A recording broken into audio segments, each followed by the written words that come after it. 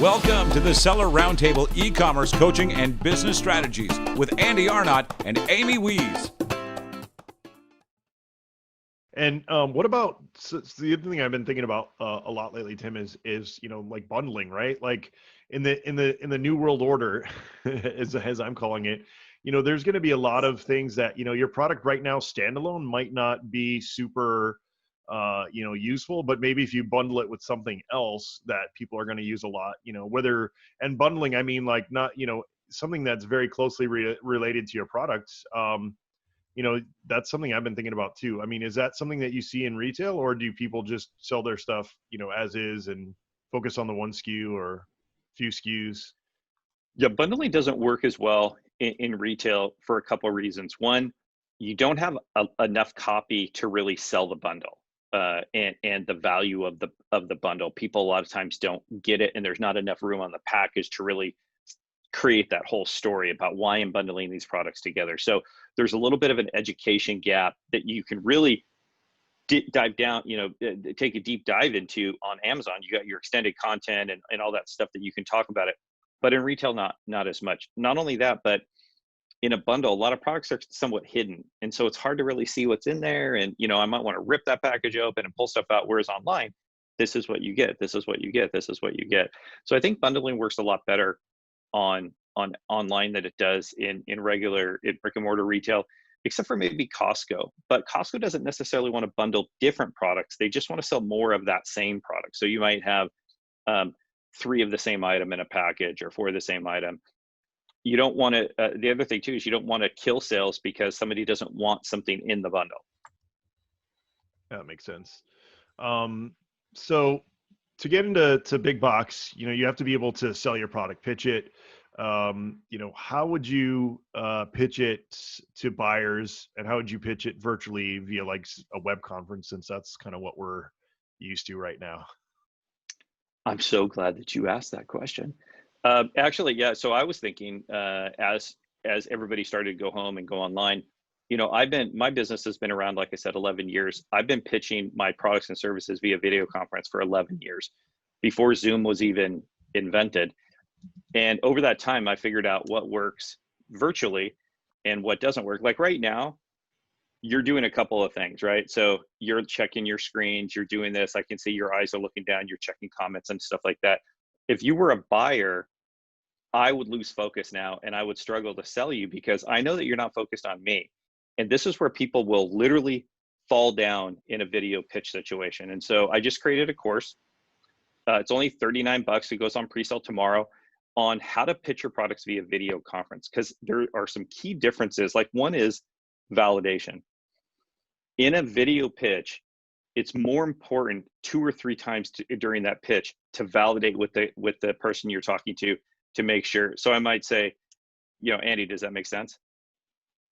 And now you shook your head. So now back, we're engaged. Whereas I might never have to validate you if we were in person, because we would be talking directly to each other.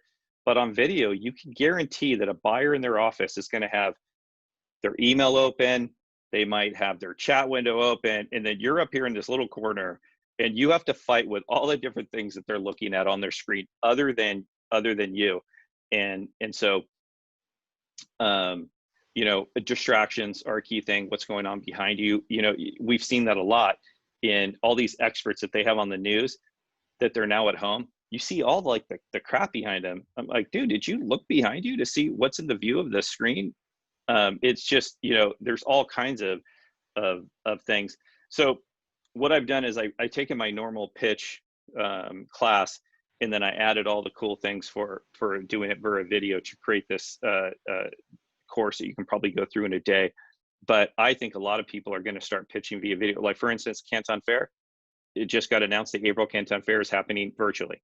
ECRM is moved completely to an online virtual platform. Every single person that goes to ECRM is going to have to pitch to a buyer, just like we're doing right now on a video platform. That's really interesting, Tim. I know probably our listeners aren't sure what ECRM is. So can we explain first what ECRM is, and then let's talk about these virtual trade shows now and how you need to be ready to pitch virtually. Yeah. So, well, ECRM, effective Effective Collaborative Retail Marketing, is a company that's been around 26 or so years. Their go-to thing over anybody else as a trade show company was that they put buyers and sellers together. So instead of going to a trade show where you watch people walk by and you're trying to get people to come into your booth, you could go to an ECRM event and literally have scheduled 30 to 45 face-to-face meetings with buyers over 2.5 days, guaranteed. So you already know your schedule ahead of time. You're going to meet every 10 minutes or every 20 minutes with a buyer. That's what made their platform so enticing, because there it is, ECRMmarketgate.com. So enticing. But what they didn't realize, and the vulnerability, and nobody could realize in a COVID-19 situation, is one, to do an ECRM event, you have to travel there. 2, it's held in a hotel. And 3, there's large groups. So a trifecta of shutdown has basically literally stopped what they're doing. But what did they do? Within weeks, they've ramped up an online platform. And if you want to know how if retailers are interested in still buying, they've had thousands of retailers already sign up to be part of these virtual pitch ECRM, what we used to call ECRM session. Now they're going to be virtual sessions.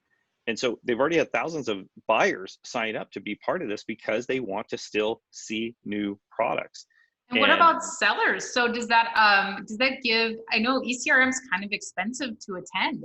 So what does that mean for sellers? Can I get into ECRM for a better price now? Is there more opportunity for me?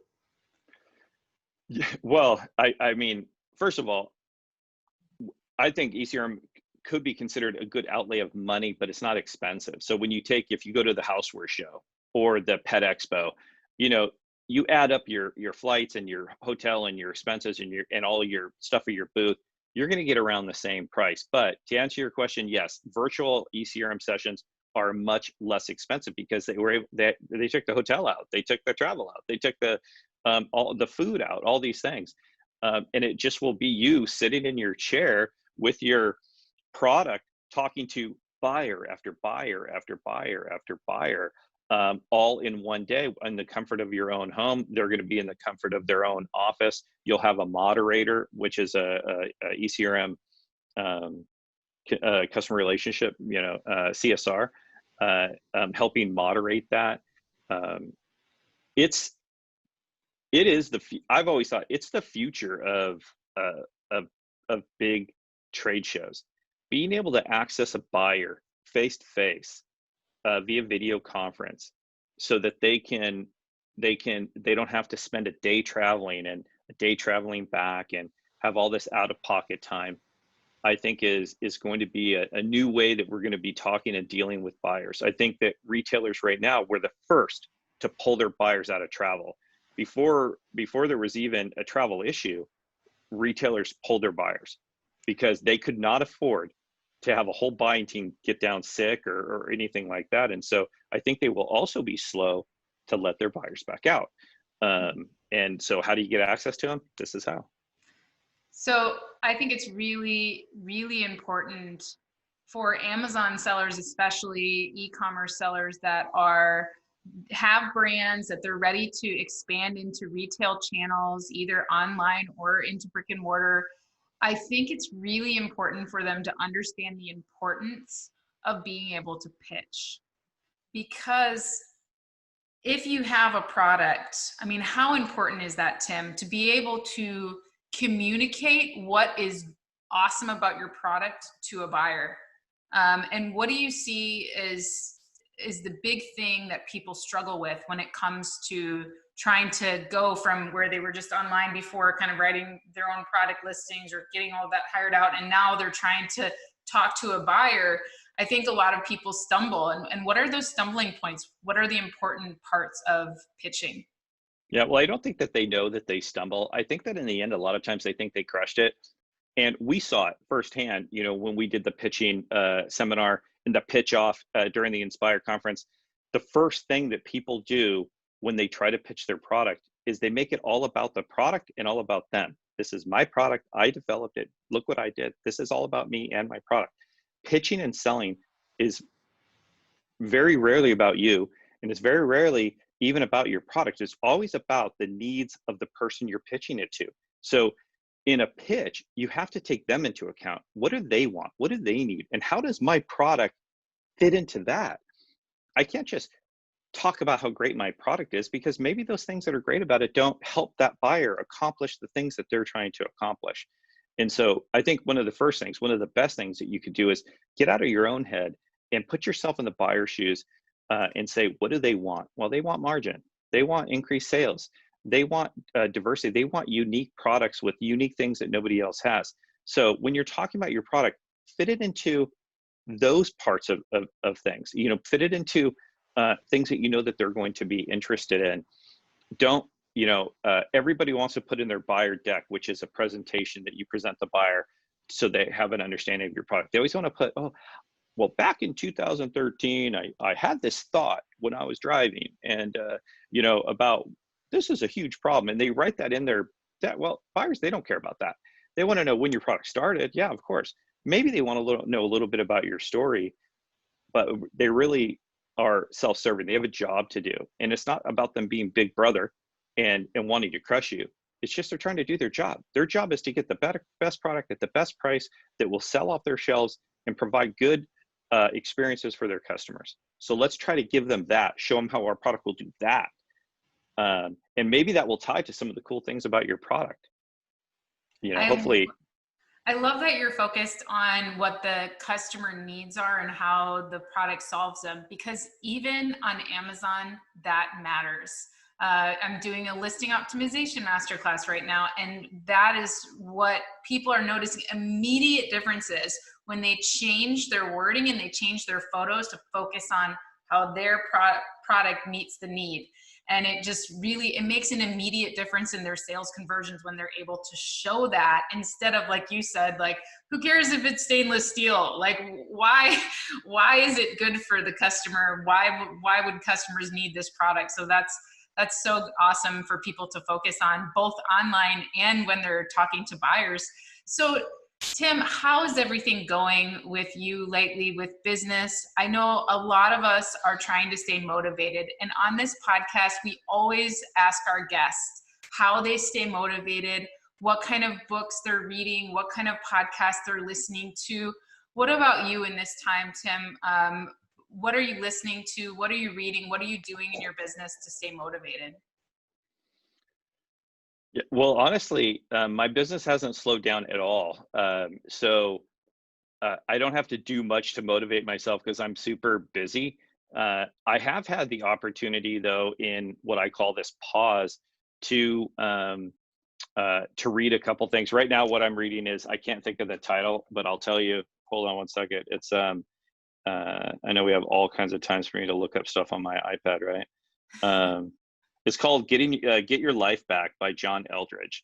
And so I read a chapter of that every day. I have a little bit of time in the morning to get a devotion in if I want to. We've been, my wife and I have been walking together. Normally I walk by myself, but we've been getting out walking together. And I see a ton of people out walking, which is good to see. People need to get out. And so they're walking. That's been helping a lot. But a big focus of my business recently has been coaching. And so I've had more coaching than ever before. And people are responding well to that. That motivates me. Helping people solve problems is motivating me. I've been literally for the last week struggling to launch this pricing class. And every time we think we got it launched, there's like well, how do they do this? Or how do they do that? And it's so finally, I feel like we just birthed it. And then recording the other How to Pitch Via Video Conference has been a big focus of mine for two reasons. One, it allows me to add to people, but I want to be able to, what motivates me is giving people things that I know that will help them in the way things are going to be in the future. And so, things I think have been going good. I'm positive about, of course, I'm devastated. Every day we talk about the death toll of people like it's now just a number, and it's either going up or it's going down, and it's either a percentage is changing. And so I do try to pause every day and realize that those are real people losing their lives, and it's devastating. But I think what would be even more devastating if we're not learning anything, we're not changing in any way based on how this is happening. So I try to remain perspective. I try to talk face to face with people now instead of just over the phone. Let's get on FaceTime. Let's get on Zoom. We had a full family Zoom meeting on my wife's side of the family, 42 people. I finally had to mute everybody. I muted the whole group.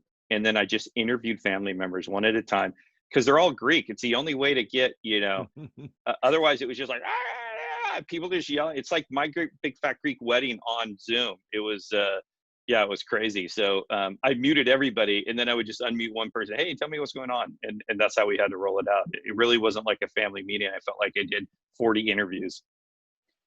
I think a lot of us are really enjoying Zoom for different reasons. I know my daughter Chanel just had her 13th birthday the other day. And obviously during COVID, you can't really have people over, but we did a Zoom thing.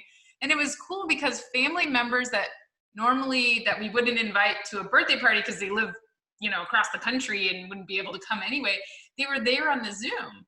And so, it was really cool. And it kind of brought to our attention, like, hey, there's ways to connect with people that we normally don't get a chance to connect with. And you kind of reserve that time to actually go there. But we're kind of learning through Zoom too, that there are definitely some benefits. So that my daughter really liked it. She's like, wow, I just really liked the Zoom birthday party. So it was, to it was Andy's cool. point, to Andy's point, I think things are changing. I think there's things that people will never go back to doing the same way.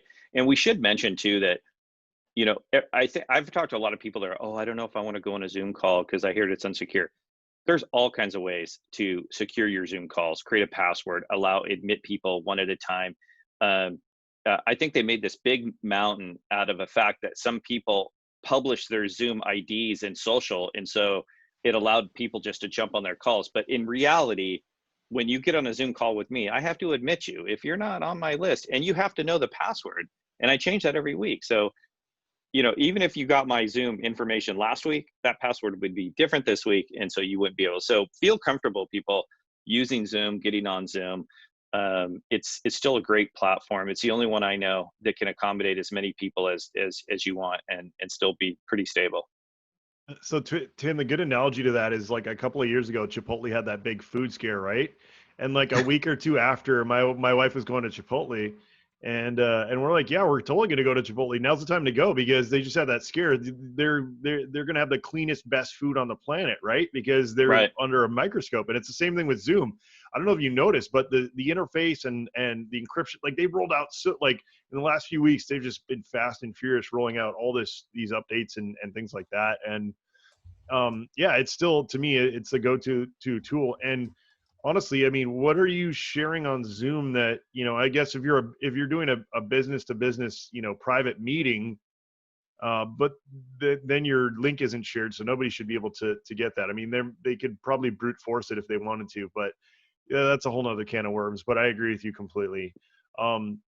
One thing I wanted to mention is we were talking books before. So last night when I was shipping till midnight, I had my Audible on, which I love to do. When I'm doing something that I have to, that I don't necessarily enjoy thoroughly, even though I actually kind of like shipping. It's like, for somebody who works on his computer all day, it's kind of like building a house, right? It's like working with my hands, so it's kind of fun. But last night when I was shipping, I was listening to a book called Unfuck Yourself. Pardon the French, but that's what it's called. Get out of your head and into your life. It's by Gary John Bishop. And if you haven't heard about it or check it out, it's really good. It's all about getting out of your head, the little voice in your head that tells you can't do things. And it makes yourself wrong for all these different things. And Tim, you mentioned one of your clients, breaking through a bunch of roadblocks. That's a lot of the premise of the book. It's just steadfastness and just keeping with, you're always going to have these issues that come up, and it's just a frame of mind whether you're going to push through them and get to the next level, or if you're just going to give up. So it's a highly recommended. And the guy who does it, the author is Scottish, and he does his own voice, which is awesome. I love when authors do that.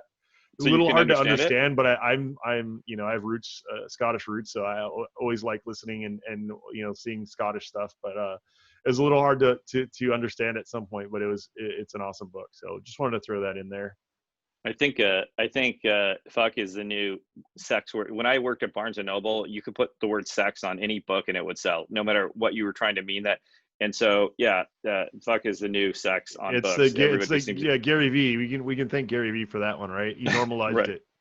Yeah, I hear more kids running around, dropping the F-bomb these days. So unfortunately, I think it's just the nature of the beast.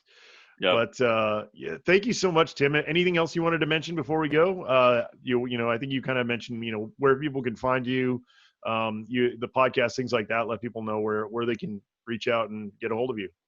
Yeah, so tlbconsulting.com has everything. You can reach my podcast there. You can reach all my courses under the courses tab there.